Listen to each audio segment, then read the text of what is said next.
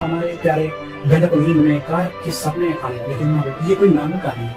ये कार है कि एक विजिलेंटे है, ये एक नशे का दरिंदा है जो सड़कों पर उड़ा मचा रहा है। वेंडर का खौफनाक सपना। बस वेंडर अगले दिन कंपाउंड लॉट 136 में उल्टा पड़ा रहता है, ट्रांसमिशन फ्लूइड से ढका हुआ, बिल्कुल भी याद नहीं होता कि उस रात के बारे में क्लासिक वेंडर में अजीब जगह पर उठना और कुछ याद नहीं है। ये तो रोबोट के हैंगओवर है, लेकिन तकिया श्वास के बजाय वो कार की ऑयल से ढका हुआ। वेंडर अब एक वेब है। श्राप के अनुसार वो अब अपने सबसे अच्छे दोस्त को मारा। काबू का एक बड़ा मुश्किल समय है। वेंडर को कार के ताकत में से रोकने के लिए लीला और फ्राई डिसाइड करते हैं कि उसे अपने अपार्टमेंट के पास इन्वेस्ट करते हैं। लेकिन यहाँ दिल को छीनने वाला ट्विस्ट आता है जब वेंडर बदल कर वेब कार बनकर लीला के पीछे भागने लगता है। फ्राई अपसेट हो गया क्योंकि वो वेंडर उसे अपना सच्चा दोस्त नहीं मान रहा।